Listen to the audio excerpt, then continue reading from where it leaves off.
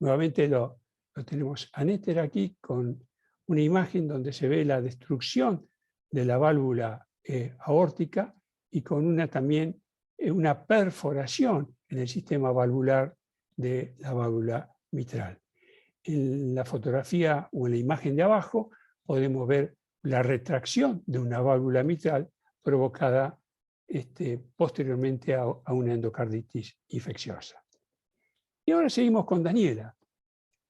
Daniela, cuando ingresó a la internación, tenía 38 grados, tenía una presión de 90-60, una frecuencia de 110 por minuto, un índice de masa corporal de 19, estaba pálida, tenía la cicatriz torácica de la niñez, presentaba edemas de miembros inferiores, tenía visión borrosa en el ojo derecho, se le hizo un fondo de ojo y tenía edema retinal. Además tenía gingivitis, tenía caries, tenía rales crepitantes bilaterales, el choque punta estaba desviado hacia la línea axilar anterior y tenía un soplo. Cuando nosotros nos vamos al estudio EIRA 3, el último que fue publicado allá en el 2018, sobre pacientes con endocarditis infecciosa de 48 lugares de nuestro país, observamos que la fiebre en el estudio EIRA no está en el 100% de los pacientes con endocarditis infecciosa. 88% se vio, o sea que hay un 11, un 12% de pacientes que tienen endocarditis infecciosa y no tienen fiebre. Este estudio EIRA 3 también nos reveló que el 46% de los pacientes con endocarditis infecciosa, casi la mitad, ingresan por cuadros de sepsis. Y cuando vamos, por ejemplo, al soplo, que es uno de los elementos paradigmáticos de la endocarditis infecciosa junto a la fiebre, porque en general cuando hablamos de endocarditis infecciosa siempre recordamos fiebre y soplo. El soplo, como ustedes pueden observar, no es un número importante. Aquí quizás no llega ni al 50% de pacientes que le han detectado un soplo. Embolias, se puede ver que están presentes en esta población un 30%, insuficiencia cardíaca también casi un 30%, y estos petequias, casi 15% de los pacientes que se les diagnosticó endocarditis infecciosa tenían petequia. Y las petequias hay que buscarlas. Hay que buscarlas en toda la superficie corporal, hay que buscarlas en las mucosas, etcétera, etcétera. El estudio EIRA 1 revelaba, por ejemplo, que los pacientes con endocarditis infecciosa, un porcentaje importante en su momento tenían astenia, anorexia y pérdida de peso. Cosa que en el caso nuestro, Daniela también presentó hiporexia y astenia. O sea, la astenia realmente está en un porcentaje muy importante en los pacientes con endocarditis infecciosa. Y ahora bien, todos estos signos medio paradigmáticos de esta afección no estaban presentes en nuestra paciente. Daniela, estas son las manitos de ella, no se observó en ningún momento ninguno de los signos que están descritos. Por ejemplo, las hemorragias en astillas o el nódulo de Osler que se ve en la punta de los dedos o en la eminencia altenar, nódulos que son muy dolorosos por fenómenos inmunológicos de la endocarditis infecciosa. La mancha de Janeway que ya vimos en la otra disertación, parece que vamos a la misma fuente con Romina de las imágenes, y estas manchas de Janeway que se pueden ver tanto en las palmas como en las plantas de los pies, y después las petequias conjuntivales, que son otro elemento que hay que buscarlos. Pero, en definitiva, lo que quiero comentarles es que hoy por hoy, si bien cuando leemos el tema de endocarditis infecciosa, solemos encontrarnos con estos signos que realmente son de muy poca frecuencia. Este otro signo que sí, realmente hay que también mencionarlo, que son las famosas manchas Roth, que son hemorragias en el fondo de ojo, como se pueden ver acá, con un centro blanco. Estas son las características de las manchas Roth. Hemorrágica con un centro blanco. En este caso, en particular, esta paciente que presentó estas manchas de Roth, pasaron 4 o 5 días y ya las manchas de Roth habían disminuido. O sea, con el paso de los días, las manchas de Roth suelen incluso desaparecer. Y aquí les traigo un caso de este es un paciente de alrededor de 20 años que ingresó a su hospital, tenía fiebre, le descubrieron que tenía una válvula aórtica bicúspide, le hicieron hemocultivos y los hemocultivos fueron positivos para hemófilos. Empezó con un tratamiento y a los 5 o 6 días apareció con un dolor y tumefacción en el pie izquierdo. Se le hizo un ecodoppler donde se observó que tenía un trombo. Se le hizo una punción y, sorpresa, en este trombo que se puncha se halló el mismo germen que se había hallado en los hemocultivos, tenía el mismo hemófilo. Y aquí, por último, en la ecocardiografía, cómo se ve la vegetación en la válvula bicúspide de este paciente. Con esto quiero decirles que siempre hay que estar al tanto de que esta afección puede presentar embolias sépticas. Seguimos con Daniela. Daniela se hizo una radiografía de tórax junto con algunos estudios de sangre y orina. Y en la placa de tórax lo que se observó es que el índice cardiotorácico estaba aumentado de tamaño y además tenía la presencia de un cuarto arco. Este cuarto arco, por aumento de la aurícula, el tamaño de la aurícula izquierda. Se hizo también un electrocardiograma, esto todo del ingreso, y en el electrocardiograma podemos ver signos de hipertrofia ventricular izquierda y también signos indirectos de agrandamiento auricular izquierda, con estas P negativas en B1 y B2. Y el electrocardiograma juega un papel trascendente en la endocarditis infecciosa.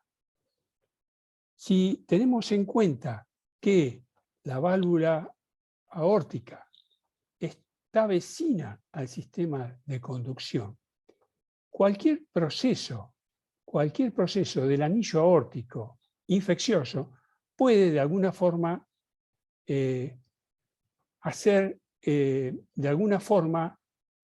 alguna alteración a nivel del sistema de conducción. Y esto se va a trasladar al electrocardiograma sencillamente con distintos, desde un bloqueo de primer grado, segundo grado, etcétera, etcétera. Quiere decir que el electrocardiograma, ni que hablar, se impone cuando hay compromiso de la válvula aórtica fundamentalmente. Quiero decirles que, de paso, que dentro de las válvulas aórticas izquierda, en la endocarditis infecciosa, la más frecuentemente afectada es la aórtica, recién luego la mitral. Daniela se efectuó un laboratorio donde, como podemos observar, tenía una baja hemoglobina, tenía una leucocitosis con desviación a la izquierda, una ligera hipopotasemia y una eritro muy alta. Eritro que, de acuerdo también a este estudio epidemiológico que les menciono, en los 3 estudios, la eritro figura como un elemento que prácticamente siempre está aumentada y en valores tan altos como en este caso. Lo otro que observamos en el laboratorio es una discreta disminución de la albúmina y obviamente hay un compromiso renal en Daniela. Entonces, con todos los elementos que tuvimos del examen físico, con el electrocardiograma, placa de tórax y laboratorio, se llega a la conclusión que podía tener una endocarditis infecciosa, una insuficiencia cardíaca agregada, por lo cual se solicitan hemocultivos y ecocardiografía. Obviamente es muy importante todos los antecedentes que tenía nuestra paciente para llegar incluso a pensar en este diagnóstico. Se hizo hemocultivos y al cuarto día vino positivo para Streptococcus viridans 2 en 2, con una SIM menor de 0.04. Entonces, ¿cómo llega estos gérmenes hasta el sistema cardiovascular provocando esta endocarditis? Como esta imagen también de Netter, a través de un proceso dentario, a través de un proceso genitourinario, a través de una infección de piel o una infección respiratoria, puede haber una invasión de gérmenes y provocar estos distintos cuadros de presencia de vegetación en distintos lugares a nivel corazón y de grandes vasos. Sin lugar a duda, hoy por hoy juega un papel trascendente también la drogadicción, fundamentalmente en las válvulas y el corazón derecho, y aquellas enfermedades degenerativas, fundamentalmente de la válvula aórtica.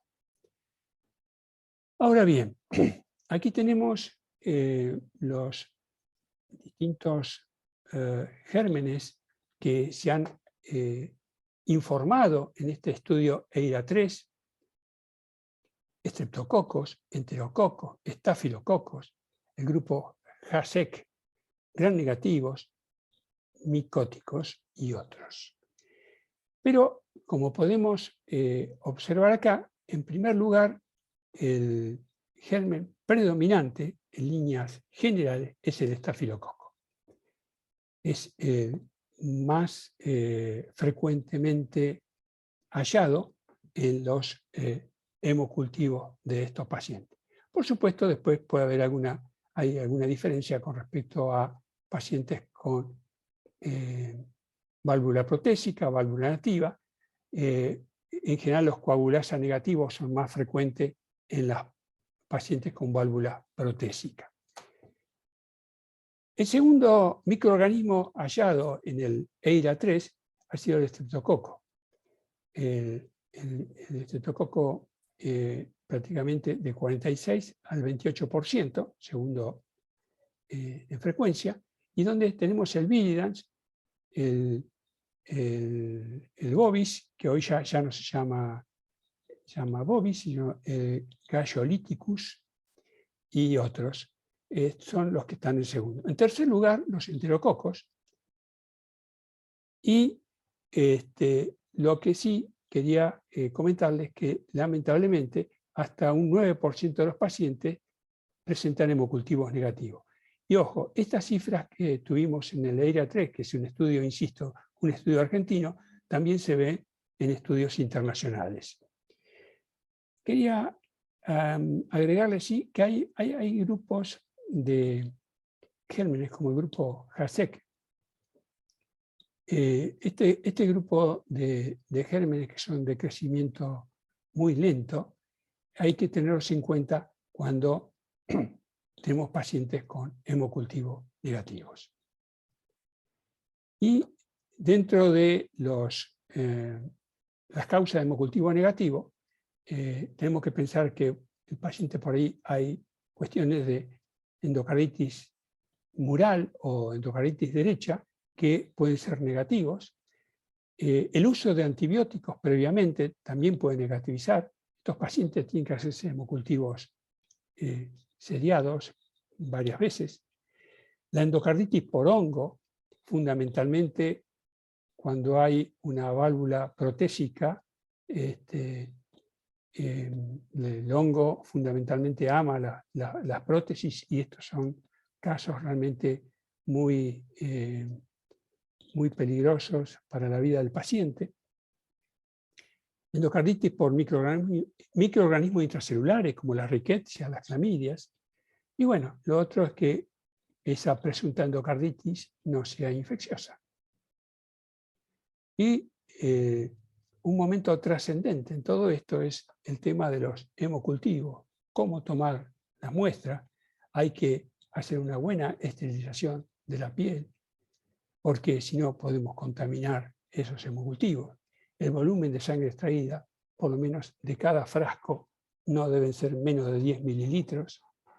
El número de hemocultivos, por lo menos 3, y todo, bueno, va a depender de la urgencia en que estamos, pero sería bueno por ahí en una hora que estén en una urgencia las 3 muestras sacadas. Los hemocultivos a veces también son muy útiles para el control de nuestro tratamiento, porque si siguen positivos realmente es un pronóstico malo para nuestro paciente. Y es fundamental el aislamiento del germen y luego ciertas pruebas bacteriológicas como la concentración inhibitoria mínima son fundamentales para guiarnos en la terapéutica. Daniela se hizo el hemocultivo, que ya conocemos que fue positivo, y también se hizo un ecocardiograma, donde se observa que tenía una vegetación bien clara, se puede ver en las 3 imágenes, una vegetación móvil en la cara auricular de la válvula anterior, tenía una aurícula izquierda dilatada y esta paciente tenía signos de hipertensión pulmonar con una fracción de eyección que estaba conservada. Este algoritmo que yo les voy a mostrar es un algoritmo que es aceptado en todos los lugares de la literatura, que cuando uno sospecha una endocarditis hay que hacer un ecocardio transtorácico. Si ese ecocardio transtorácico es negativo o es dudoso y sospechamos que el paciente tiene una endocarditis infecciosa, tenemos que hacerle un ecocardio transesofágico. Si el ecocardio transesofágico es negativo y seguimos sospechando que tiene una endocarditis, repetirlo en unos días. La ecocardiografía, como se dijo recién, la sensibilidad para el transtorácico anda en el orden del 50 al 60%, en cambio el transesofágico es del 94%. La especificidad para los dos es del 90%. Sin lugar a dudas que vegetaciones protésicas y todas las complicaciones del aparato valvular, el indicado es el ecocardiograma transesofágico, no el transtorácico. Realmente detecta en muy baja cuantía las vegetaciones, el transtorácico en el caso de válvulas protésicas.